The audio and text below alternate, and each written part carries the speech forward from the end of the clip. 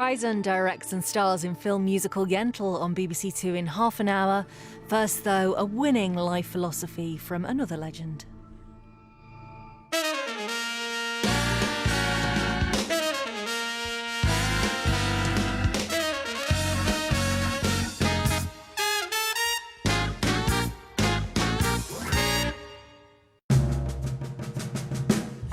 She describes her loves as life, food and men, in that order. Shelley Winters was one of cinema's great forces of nature.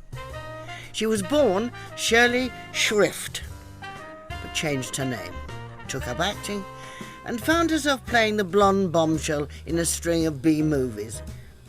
And then her fortunes changed, with the 1951 film A Place in the Sun, and a performance that earned her her first of 4 Oscar nominations. She won twice in the Best Supporting Actress category for The Diary of Anne Frank and A Patch of Blue, but her roles in both those films were at odds with her image as one of Hollywood's legendary man-eaters who did what she liked with who she liked. Winters was a challenge, not least for anyone who ever tried interviewing her over those years. As Mike Parkinson and others would discover, she'd ask her own questions, change subjects mid-sentence, and then interrupt herself. Let's talk about your career a little bit, because I mean, you started off, didn't you, as sort of a sex symbol? What do you mean I started off? Listen, Michael, if I didn't know that you were a happily married man, are you a happily married man? Well, I was till now. No, I heard I missed a great party the other night that you were at. I was very upset when I found out you and Adam Faith. You like Adam Faith? I love Adam Faith. He's not, well, so tall, but I hear he makes up for it. No, wait a minute.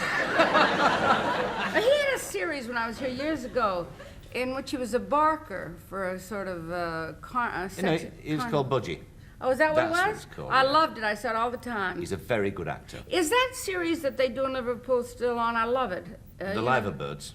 No, that's not it. All right. Well, I couldn't think. Let me ask you yes. about yourself, not about British television. Did you enjoy being a sex symbol? Yes, and I still do. I'm a middle-aged sex symbol. I've had men come up to me and say, darling, we've enjoyed everything you've done, and we love to think about you when we're making love to our wives. Is that what they say to you? Yes, in front of their wives sometimes they say it. How extraordinary. That's terrible. Yeah. Yeah. I wonder what women think about it. Glenda Jackson once Well- said that women lay back and think of England. What a liar. But I mean, it must have been very difficult, one imagines, looking at your career, to make that transition from being, you know, the sort of pretty girl with a body to being a serious actress. I've almost given up. I've done very serious pictures. I did A Place in the Sun, which is American tragedy, and even my first picture, Double Life, with Ronald Colman, who I adored, was rather a serious film. And I've done, Night of the Hunter with Mitchum, and I've just done in Berlin a picture. Did I tell you about it yet? Mm-hmm. The Magician. Mm-hmm. Have I Well, you told mentioned it. Well, it's a very serious film. I mean, my part is, and Alan Arkin is funny and serious, and I've stopped fighting it. I've just given up. I think I'm an intelligent modern woman who likes being a woman. But I can't get people to take me seriously. I think I've just given up trying. Do you have to be pushy to succeed in your business? Should I tell you the truth? Yeah, Yes. you do. Yes, you absolutely. The odds are so tremendous that you really have to sort of think of all the different ways. I used to get to know all the secretaries, so they would steal the scripts for me, so I could read the scripts. Really? And the second film I did, George Stevens was the director, and he wouldn't even see me because it was a little factory girl. And I got Greg Boutzer, who's a famous lawyer, to get him to meet me at the Hollywood Athletic Club. And I dyed my hair brown, and I wore my sister's clothes. She's a nurse. And I had little brown and white shoes on, and I sat in a corner with a paper bag. I got there early, and he came in and looked around and sat down and started waiting for me. And I gave myself 15 minutes, and I almost didn't make it, because I thought he's going to leave. And he didn't recognize me. And then finally, he was just about to leave, and he looked over at the other end of the lobby. And he walked up to me, and he said, if I test you and you get the role, will you let me photograph you that way? And I said, Mr. Stevens, if you give me that role, you can photograph me any way you please. And you got it. It was marvelous. But I still have to. I called up Stanley Kubrick about doing Lolita. You know, I did the mother in Lolita. That's right, yeah. And I sort of drove him crazy till he did a test of me. Shelley won huge praise for her role in Lolita, but filming her love scenes wasn't as comfortable as one might have expected. I mean, I'm very free in the bedroom, I think. Oh, good. I think. But in front of the camera, I did a scene with James Mason in Lolita. Did any of you see Lolita? Certainly did. Oh. Whoa, boy. All right. Anyway, and I had to, it was a honeymoon night, and I had to drop my robe and get in bed with him. And I couldn't do it. I was very nervous about it, and I broke his glasses, and I knocked him out of bed, and I just, if there's a lot of people standing around, and finally we did it with my robe on. Darling, I don't care about any other woman. I know that our love is sacred. The others were profane. Yeah, sacred, that's right. That's what it is. Oh, Hum, baby, you know I love the way you smell. Oh, you do arouse the pagan in me. Hum, you just touch me and I go as limp as a noodle. It scares me. Yes, I know the feeling. Playing the older woman, as in Alfie, or putting on weight, as she did for the Poseidon adventure, was something that never bothered Shelley. She was only ever interested in the part, as she explains in an interview with Tony Bilbo, which touches on image, acting, and mental health. It's never bothered me. I don't, because I care about the role. And one of the consequences, I mean, if you're going to live, you're going to grow up. With any luck, you get older. And if the part is good, it's... I had trouble with Patch of Blue, not because it was a mother, because she was such a monster. And Guy Green every morning had to have a sort of a talk with me with why I shouldn't figure out a way to make the character understandable and sympathetic. And he really should have gotten the Oscar for that one. On a rather more personal level, it seems to me rather strange that over the last 10 years, I think, you've been going on and off to see psychiatrists. Now, what exactly was your purpose in doing this?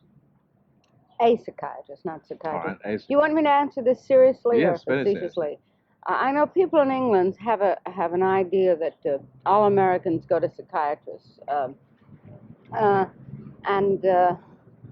maybe it's truer that we tend to seek help for our unhappiness and neuroses and problems of not functioning fuller are easier. We don't have to believe that we're insane. If we think that we're not functioning to the best of our abilities, we do seek help.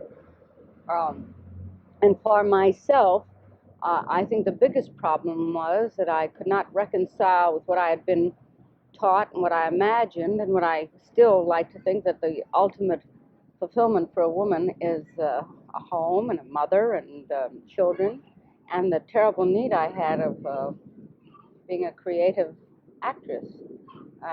And I kept making life decisions, trying to do both.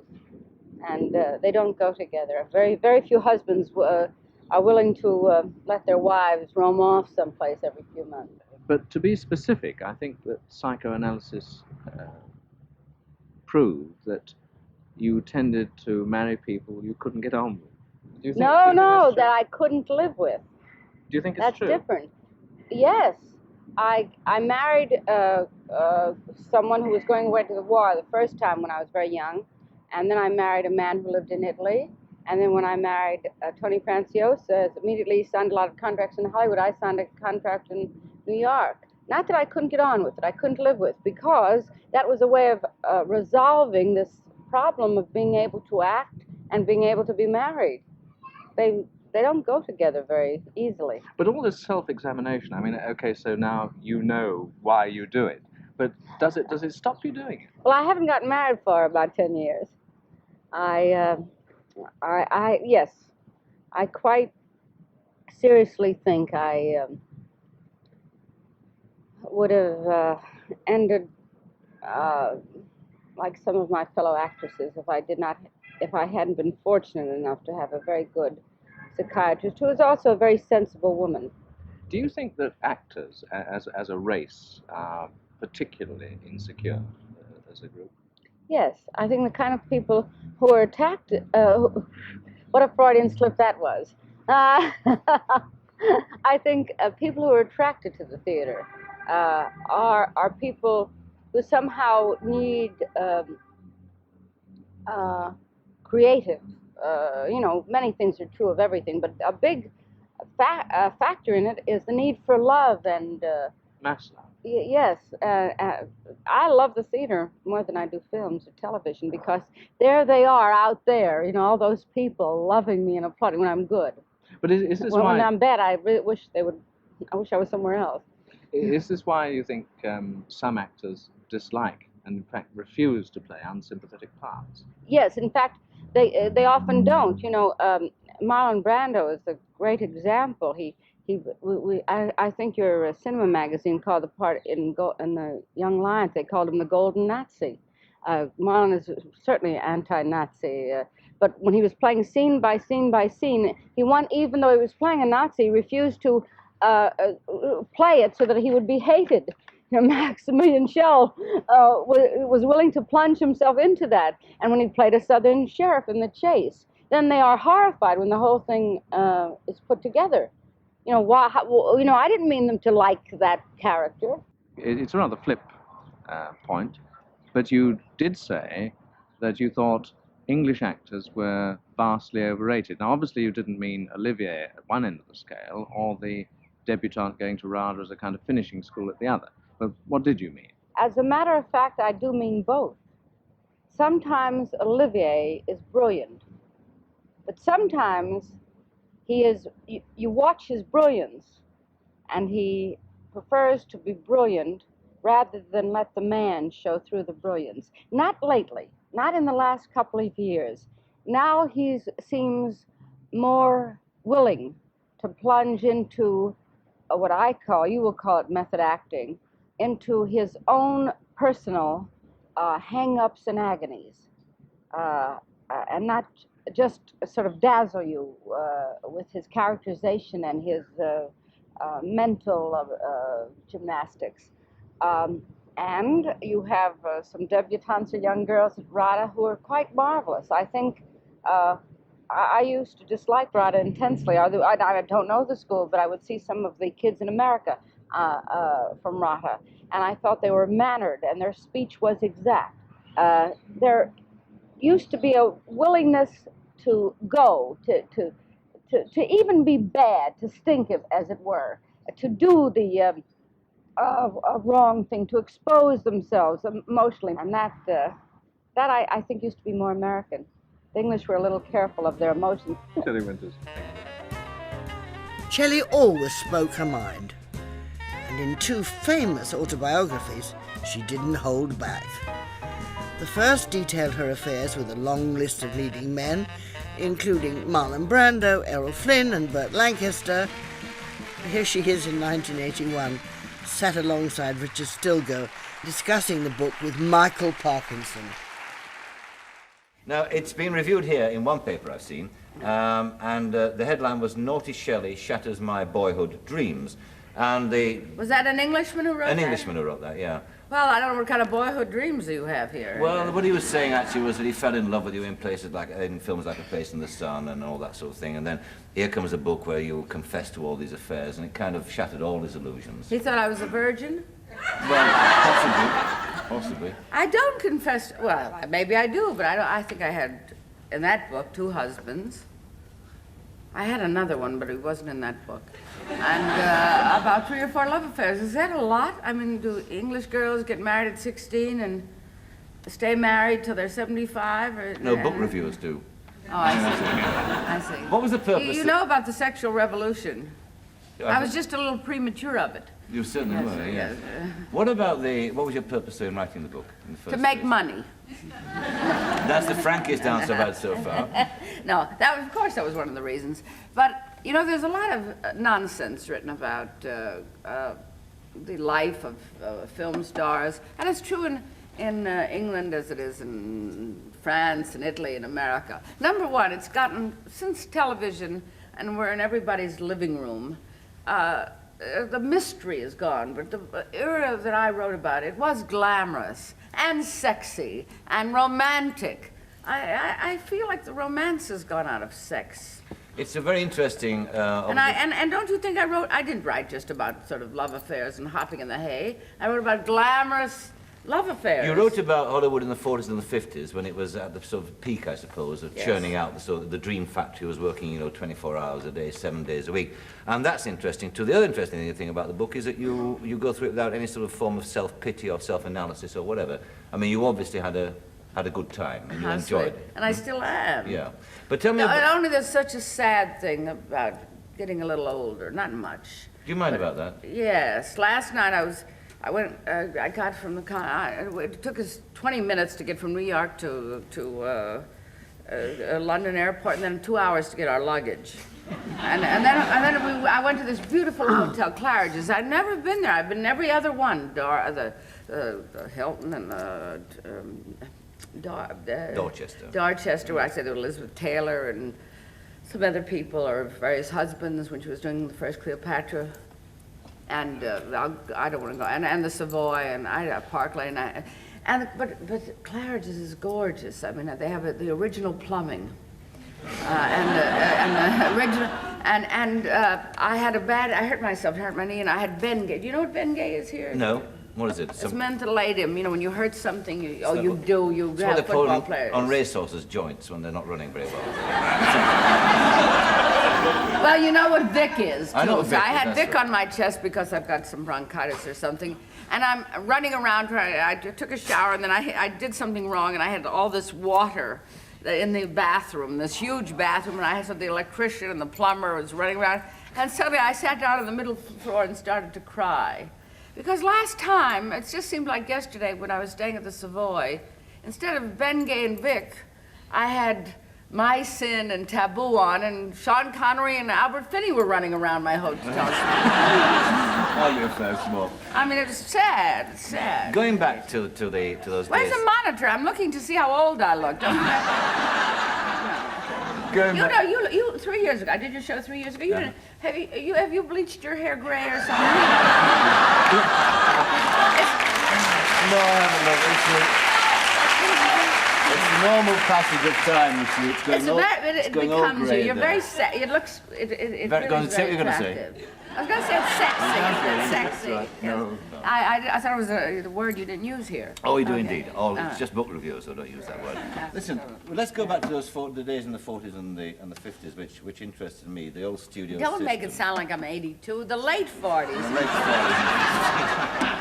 But how much did they try to mould you? I mean, how much did they try Oh, to change you? completely. Did they? Michael, yes. You know, that was one of the sad things about Marilyn. They tried to, Marilyn Monroe, I'm talking about. You know, you come from New York. I was lucky. I was in a play, and they brought me out to Hollywood. See, in London, you have the theater and films and TV right in one place. But there, it's 3,000 miles apart. So you come from New York, and you sign at a studio. You used to sign for 7 years. Yeah. I talk about that, how Olivia de Havilland took that contract at the Supreme Court and won for football players, baseball players, and actresses and actors. No more of those 7-year contracts. But for 7 years, they sort of have an investment in making you think that it's the wardrobe department, the hairdressers, the makeup, the publicity, and you really don't have any talent. I mean, they did it all, and sometimes you buy it, and it destroyed a lot of people of my generation. Marilyn wanna Monroe go would be one of them, would she? Yes. I I mean, mean- she at 36, she was doing a film which I don't think ever was released, called Let's Make Love. It wasn't. It was released here. Yes. Well, here and she Yes. posed semi-nude in a pool. Well, what was she going to do at 40? I mean, she was an extraordinary comedian. I really hate all the junk that was written about her, and people who didn't know her have written books about her. During the war, you know, she worked in a factory, in a defense plant. She was a beautiful young girl, and she could have been a model. And she felt so strongly about the war. Every day she went and worked in riveted. And she worked in little theaters. Do you have off-Broadway theaters? Yeah, sure. In La Brea, there's a street in Hollywood. And she studied, and she always admired, I talk about it a little bit, about Albert, this famous list we made. Oh, yes. Once we lived together for a while. Tell me that. And we used to, on Sundays, we used to get culture. We would, in the 78 records, I don't know if they do it here, but you would get Bach, Beethoven, and then they would say the history of the composer and what you should listen for. Music appreciation, Tchaikovsky, the Russian composer, wrote much love to describe the spirit of his people. I sound great. Anyway, you get all that, and so from about 10 to 1, we'd listen to the records, and quickly at 1 o'clock would turn them off and listen to Sinatra or Johnny Mathis or something. But one day she was getting over a very unhappy love affair, and so was I. Really very sad, and we said, well, why are we like that? Why aren't we like men? Men just go around, and the women they think are attractive, they go after, and they have notches on their belts. And so we decided that we would make these imaginary lists up that we might or might not decide to do. So I had the people like Laurence Olivier, L.L. Flynn, let me think. Well, anyway. Ralph Richardson you had on your Yes, list, I too. did too. Yes, you did. And Wanted to ride on the bike. you read the book. I did read the book. Oh, he's the greatest actor of our time, that man, and charming and sexy, and I adore him. Anyway, Marilyn's list came, after an hour we exchanged lists. And Marilyn's list had Zero Mostel, Eli Wallach, Albert Einstein, Schweitzer, people like that, And I looked at it, I said, Marilyn, all these people are over 50 years old. And we were about 20 then. And she said, well, why not? And I said, well, Albert Einstein's an old man. He's the greatest scientist of our generation. There's no possible way you could have an affair with him. She said, well, he's healthy. I could try. And I don't know, but after her death, all her things were sent to Lee Strasberg's home, and this white piano that was her mother's. And on it was a framed large photograph of Albert Einstein, and it said, to Marilyn, with respect, love, and gratitude, Albert Einstein. You never know. So I don't know, maybe she just met him at Princeton. Some felt Shelley's autobiographies had the effect of elevating her sexual exploits above the achievements of her acting career. But she didn't seem worried what people thought or said about her, as long as she was having fun. She clearly was here with Terry Wogan. I did a picture with Michael Caine a while ago called Alfie, which was sort of a good picture, but I never knew what he was saying. Whenever he took a breath, I said my line. It was like that. Well, many of us have difficulty with Michael Caine, yeah. It seems like the same language, but it isn't. Sometimes you get in a lot of trouble. What sort of trouble have you been No, I'm in? not discussing it. Come on. There's millions of people watching. You say anything. That's on your what you television. think. I know. But well, there's nothing I can. Well, you say anything. Last night I watched something, I think it was on BBC Two, about sex. Yes, we have that over here. What do you call that in America? You don't talk about it, you do it. You do.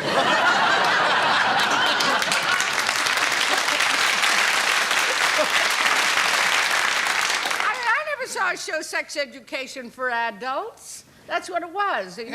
I saw it myself. I learned quite a lot. With slides and pictures and diagrams and. Did it shock you? No, because I know where I'm going wrong now. Oh, listen, how long have you done the show? 3 years? Feels like it, but only a year. No, you've done Still a boy. 2 years. Still a boy at the game. Yes, before I did this, there was a very old man who used to do it, called Dartington or something. Have you thought, now, Saturday nights, because of inflation and everything, I learned with the crew, I've just been doing a picture called Always. And I think it'll be done always. It's all about, I play a Russian psychic lesbian, I think. I'm not sure. I'm glad you looked at that sex instruction film. I know. I see the problems you'd have with that part. Yeah, well, anyway, but it's sort of a weird love story that takes place in 1936 and now, and the people, they have trouble making out. Do you say making out? No. Making up? No, when you... Making it? When you do it.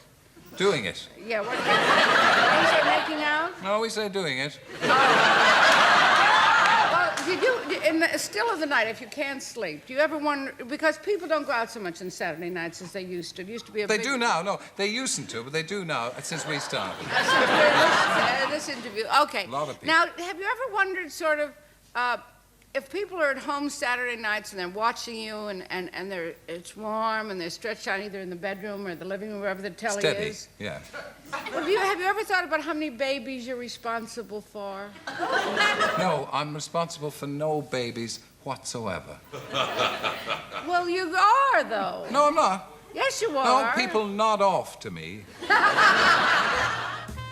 And once more, the revelations Shelley had made in her book came up again. You did name a few big names, didn't you? Burt Lancaster. Oh, he was lovely. Yeah? Yes, he was very athletic. and charming, and he had lots of ready. You know, I'm in a time warp. On the set, I keep talking about, even England, I was here many times, sort of between 50 and 60. My next book is sort of from 55 to 65, and I call it The Best of Times. I mean, even the restaurants aren't here, and I don't know what's... well, the nude leading men are... Nude leading men? Not nude, new. No, nude! Yeah. And well, they're not as romantic. I mean, you do sex education. I don't want any sex education. I want a little sex romance. I mean, You're not attracted to the likes of Richard Gere or even Robert Redford? well, I always think that they know they're good looking, if you know what I mean. I want to be the star of the production if I'm with a gentleman. Well, you know what I mean? No, maybe that's not true. You don't want the guy to be... either one. You don't want the fella to be prettier than you are. That's right. Well, no, not exactly. It seems to me that the romance isn't around anymore. I mean, that great feeling when you have to meet somebody in a corner and you don't know if they'll show up, or you're waiting for the phone to ring, and you wait, and sometimes, you know... Well, you don't think that happens anymore? No. What happens now? Oh, it doesn't ring. I take my girdle off and say tomorrow. Yes, I know what I was telling you. This big thing in my life. While I was in the phone rang, and I've been invited to a command performance of The Dresser, and to be presented to the Queen. And 30 years ago, I'm giving my age away, I met the Queen. When you were 10? When we were, no, but I was gorgeous and so was she. We were both very happy and young, and I really would like to stay. It's Tuesday, but I don't have anyone to take me. Leave your name at the door as you go out. No, I don't have a dress, my size. I mean, you don't still have to wear white gloves and everything and curtsy. And do you know what happened in 1954 when I met the Queen? I never told the press. I'll tell it now. Well, I got a dress at Hartnell's, which was 500 pounds, which, like, the pound was $3.80 or $2.80. It was a lot of money. It was more money than I could spend. I think I bought it on time. What do you call time? Hire purchase. Yeah. Well, they trusted me. I did pay them. Anyway. Tick. On tick. You're itching? No.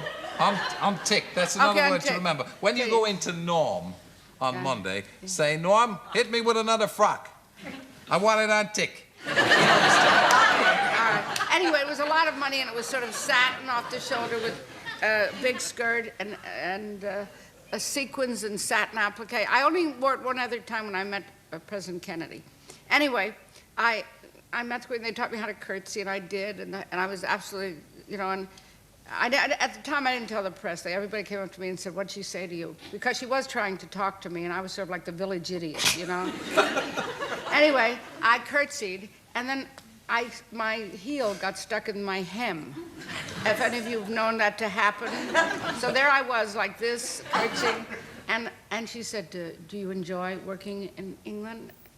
And I said, "Ma'am." And then she said, "Did you enjoy doing American Tragedy?" That was a Place in the Sun, a picture I did with Monty Clift and Elizabeth Taylor. And I said, "Ma'am." And I'm sort of still in this ridiculous position, and my hands are like that. And she said, "They'll fix it. again. But she picked me up. that's lovely. So I hope I can go Monday. It would I'm be sure you lovely. can, and I'm sure that little story will put old Norman Hartnell on his toes, because, you know, for the price you paid to have a loose hem like that. No, it wasn't loose. It was my... Well, I don't know. My heel got stuck or something. Do you regret, looking back, do you regret not being young again? Do you miss your youth, or have you... Oh, I'd like to do it all over again. I had fun. Would you do it differently or the same? Maybe. I don't know. But I'd like to go around again. When Shelley Winters died in 2006, aged 85, the film world mourned the loss of a serious actress who never took herself too seriously. And many noted how appropriate it was that one of her very first film roles was in a movie called What a Woman. Stay with us for our afternoon film on BBC Two, Barbara Streisand's Yentl, coming right up.